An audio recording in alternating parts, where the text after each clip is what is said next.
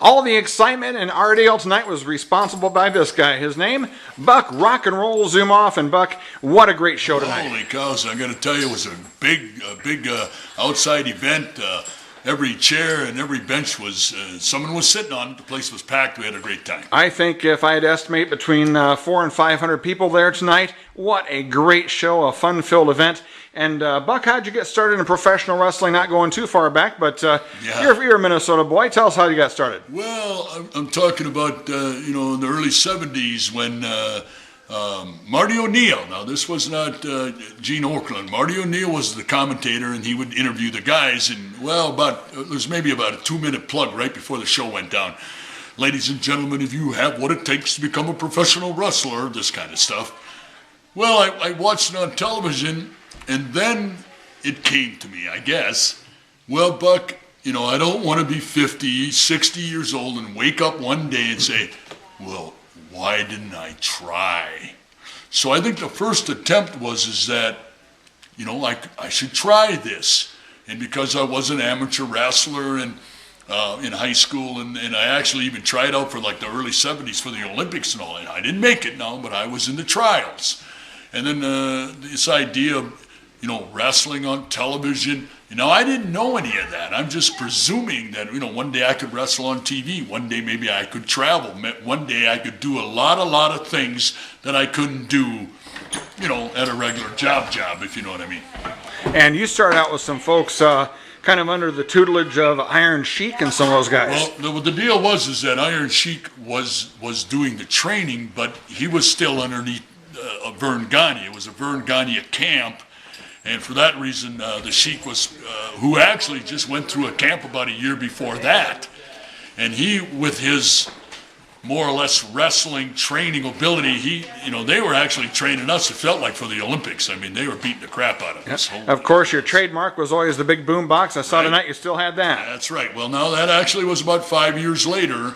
75, I started. 77, I got the rock and roll suit. I wrestled in Japan in 1980. When I came back in the spring of that year, I brought that big boombox more for like a souvenir. I bought it right in Tokyo. And then we were talking at the television station, and Vern and a couple of them said, well, if you're rock and roll, which I am, then you should have some music. Long story short, I brought the big boombox along, and I just sat it on a table. And how they give you the cue. They gave me the cue, play the music. I come walking into the camera area. Hey, I'm Rock and Roll Buck ZumHofe, but they couldn't hear the music. Mm-hmm. So I took the tape player, the big boombox, I put it on our feet, right next to Gene Okerlund and myself. I pushed the tape player, it started playing old-time rock and roll. I jumped out into the camera. Hey, here I am, blah, blah. Cut. They couldn't hear it, and I tell you, I swear to God, I picked that radio up, and I put it up on my shoulders, and Gene Okerlund started laughing, and we took a take, and they loved it. And it's been that way ever since. Now, when you moved over to some other areas of wrestling, I understand you were the first one to ever be put in a body bag by The Undertaker. Yeah. Well, I was just, I guess, helping out Vince. They needed somebody to do that.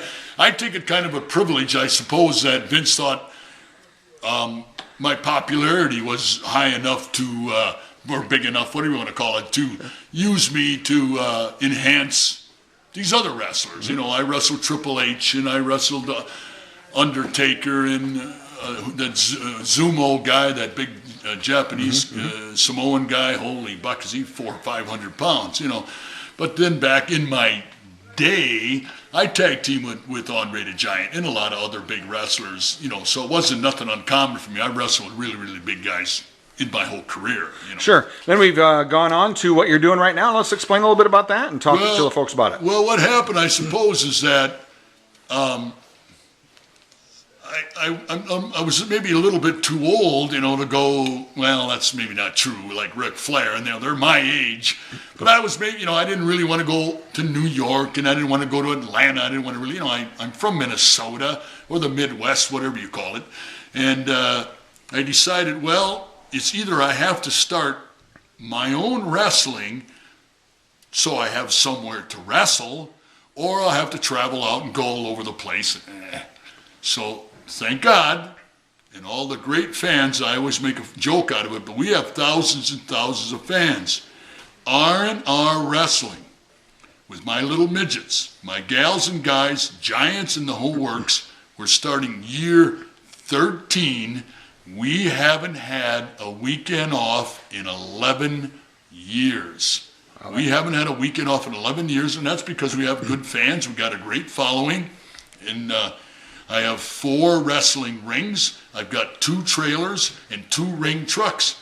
We, I think, are the only ones ever, including Vince or Vern or anybody. I actually ran 4 shows. I had 4 rings on the road. 8 guys at each show, referees and whatever. So I had about 40 people involved in one day. Wow. So we do a lot of stuff. We run a lot of 2-bangers. We'll do a county fair at 2 in the afternoon, wrap it up at 4:30 in the afternoon. Everybody jumps in the van, in the truck, go 100 miles down the road, and then we go to some other place at 9, 9:30 at night. Not all the time, but we do keep a pretty rough schedule in the summer especially. We got county fairs and VFWs and American Legions and fundraisers and all this stuff. But it's great and it's fun. Okay, and for the folks out there who want to go to the website or contact you about getting your wrestling program into their towns, how do they do it? It's real easy. It's just 3 letters. It's RNR. Now, it means rock and roll, but don't type rock and roll. You're going to get bans and all that, and you're going to get confused and lost because we had rock and roll for quite a while, and then people would get into rock and roll, and they'd find bands and stuff, and they could never find us. So we changed it. Just the 3 letters, rnrwrestling.com. Once you're on that site, you can get into the YouTube, and you can get into our shows coming up. And you can see Buck ZumHofe's YouTube. It's really pretty fun because you can see all those old wrestling matches from AWA. I got them all on there, mixed with some of the wrestling from Texas and all over the place where I've been. And a lot of other people who record our matches, they put them on my site. So if you plug in, you put in Buck Rock and Roll ZumHofe, Rock and Roll Wrestling, R&R Wrestling, you'll find something about R&R Wrestling. Guaranteed. That's fantastic. Buck, it's great talking to you today, and you keep up the good work, okay? Well, I sure appreciate it, and I thank all the good fans out there. I don't know how long we're going to do this. It's a rough schedule, but I will keep it up for a while. Well, you're pushing north of 60 now, and you're out there wrestling with the young bucks. Yeah, well, somebody's got to go out and teach these guys how to wrestle. Holy cows. I still like to believe, I know we're wrapping it up here, but I still like to believe I carry traditional old school wrestling. The way I wrestle, the way I teach my guys to wrestle, that's still the best and the right and the correct way to put on a professional wrestling match.